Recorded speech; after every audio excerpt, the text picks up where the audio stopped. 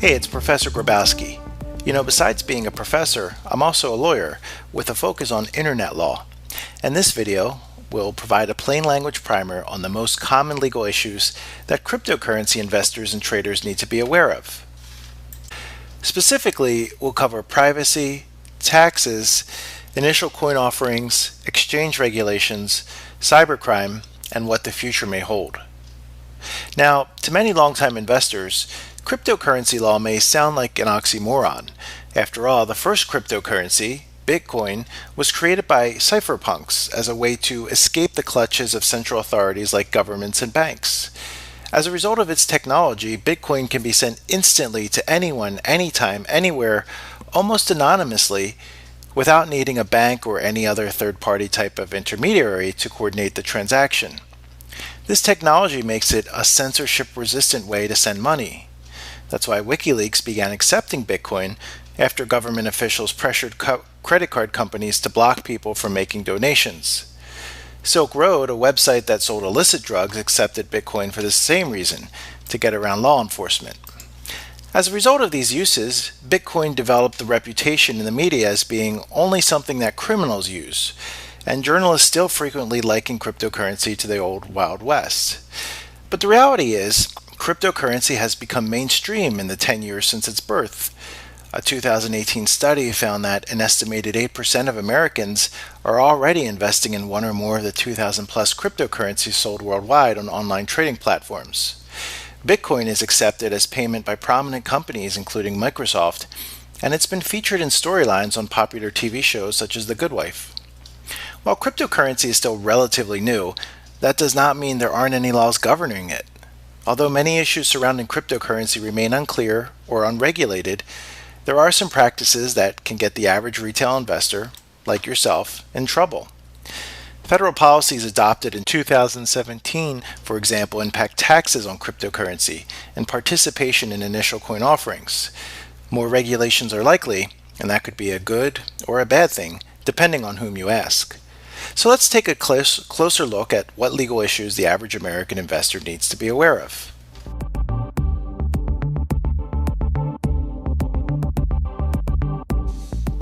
First, let's talk about privacy. Online privacy is a paramount concern these days and happens to be one of cryptocurrency's greatest strengths. Its transactions can provide more privacy than traditional payment methods, such as checks or credit cards. It's possible to send and receive cryptocurrency without giving any personally identifying information. But there are limits to this privacy. Transactions are not completely anonymous, rather they're pseudo-anonymous. Sending and receiving cryptocurrency is like writing books under a pseudonym. You can preserve privacy as long as the pseudonym is not linked to your real identity.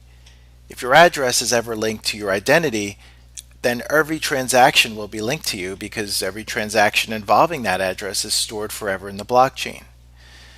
But as long as you're careful with whom you share both your identity and address with, you probably don't have to worry about your transaction history being exposed. However, there is a caveat. No matter what precautions you take, it's difficult to hide from the government. Law enforcement likely has the forensics tools necessary to uncover your identity if they're motivated to. For instance, the founder of Silk Road was eventually caught and convicted and sentenced to life without parole. The FBI tracked his IP address to an internet cafe and caught him in the act of logging into the website. This cautionary tale shows what can happen if you use cryptocurrency to engage in illegal activities, such as purchasing contraband online, money laundering, or tax evasion.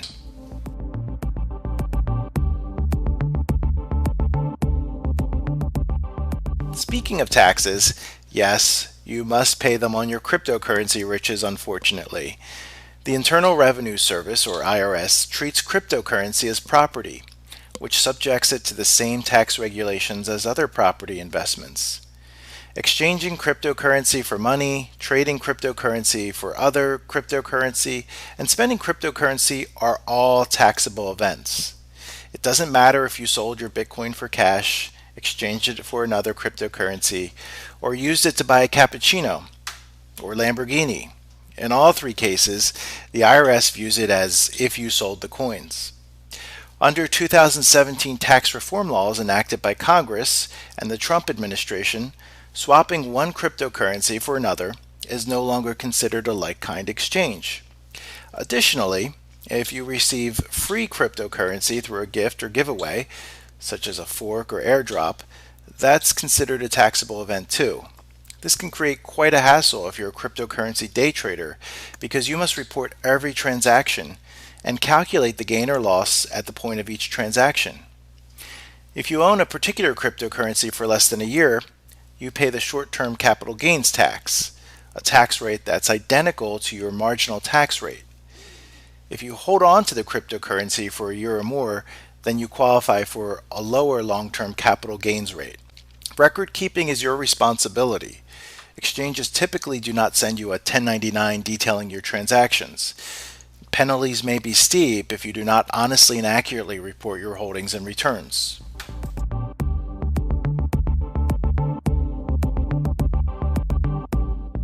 Another recent change to cryptocurrency laws involves initial coin offerings, or ICOs.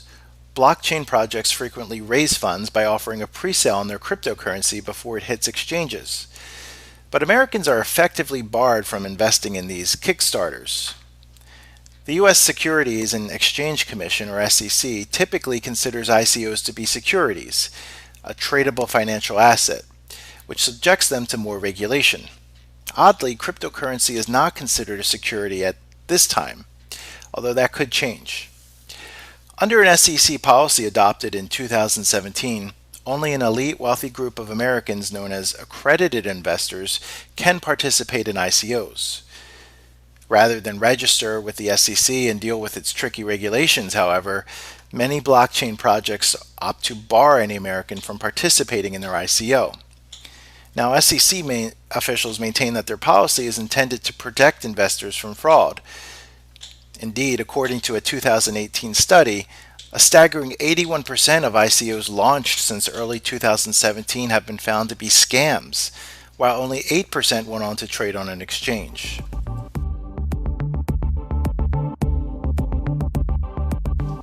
In addition to exercising caution with ICOs, the SEC advises investors to be careful when they buy cryptocurrency.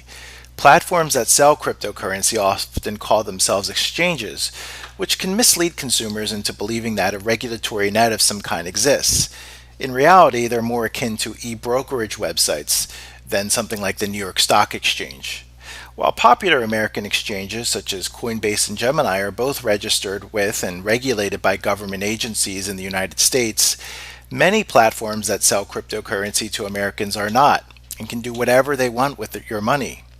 Some exchanges utilize questionable tactics to manipulate prices and profit off of transactions. For example, if you submit a limit order, you must trust that the exchange strictly follows your order, but oftentimes it doesn't. Some exchanges use bots that trade coins with themselves to artificially inflate market demand, driving up prices.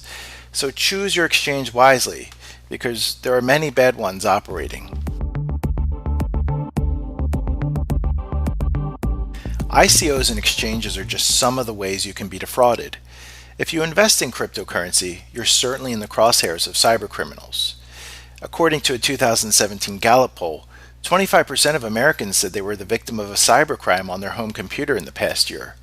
So your guard should be especially raised when it comes to cryptocurrency. Hacking and scams are particularly rampant in this part of the internet. A cryptocurrency exchange is hacked almost every month. According to the Wall Street Journal, nearly $1 billion worth of cryptocurrency was stolen by hackers during the first half of 2018. Unlike American banks, cryptocurrency exchanges are not FDI insured, so you might not be reimbursed if the exchange has its coins stolen. Meanwhile, Twitter has been overtaken with accounts impersonating notable figures and businesses promising thousands of Bitcoin or Ethereum in return for users merely sending a small amount of cryptocurrency to their accounts. The good news is that law enforcement is fighting back. The federal government can potentially charge cryptocurrency-related crimes under at least 40 different federal statutes, and there are also a number of traditional criminal statutes that apply to such crimes. But many obstacles still exist to fighting crime. lack of information sharing among law enforcement agencies, and limited technological resources and experience among local law enforcement agencies can make it difficult to uncover a criminal's true identity and prosecute him. In some cases, laws are murky, enabling exploitation. For example, online gambling involving money is illegal in most states, but some online casinos use Bitcoin to skirt around these bans because it's not considered a currency under IRS regulations. Meanwhile, pump and dump trading schemes are common on exchanges, but not explicitly forbidden. This happens when a group of investors coordinates a massive buy and sell off of a particular cryptocurrency on a particular exchange in a short period of time. Some people make some profit, but many lose or get left holding the bag. In the traditional investment world, such as the stock market, pump and dump schemes are illegal. But because cryptocurrencies are not considered securities, it's not officially illegal and happens quite frequently. Cryptocurrency protocols also present barriers for righting wrongs. To prevent double spending, a transaction cannot be reversed by anyone. If something goes wrong with a transaction, there's no way to recover it. There's no safety net to protect you like there is when you use banks or credit cards. Finally, there are jurisdictional challenges. Cryptocurrency is a global marketplace and no one controls it. There is no international body that regulates cryptocurrency or global agreement on how it should be governed. Each nation makes its own laws and conflicts often emerge. An investor may reside in America, buy cryptocurrency from an exchange located in Malta, and use it to purchase a product from someone in China. If a dispute arises as a result of that chain of transactions, whose laws apply? You could find yourself facing legal claims for activities that are legal in your own country. Or, if you're harmed by a hack or scam involving an overseas transaction, redress may not be available. Given all these dangers, investors need to protect themselves online. Taking security measures such as using strong passwords with two-factor authentication, installing anti-malware software on devices, and storing cryptocurrency offline are essential. At the same time, don't be gaslit by negative media stories. Cryptocurrency arguably has an outsized reputation as being something that is only used for illegal activities. Although Bitcoin initially gained demand thanks to Silk Road, it's now regarded as a legitimate investment. In fact, a 2018 study by the Foundation for Defense of Democracies found that only 1% of all Bitcoin is used for illegal transactions.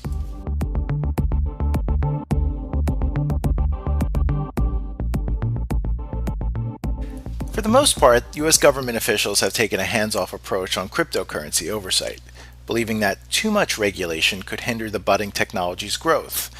In fact, Bitcoin.com ranked the United States among the world's top 10 Bitcoin-friendly countries. But as more retail and institutional investors enter the market, lawmakers are focusing more attention on cryptocurrency. Consider that there were 17 congressional hearings on the topic in 2017 compared to 3 in 2013. More regulations in the near future are almost a certainty. There's great debate over how stricter regulations might impact the market.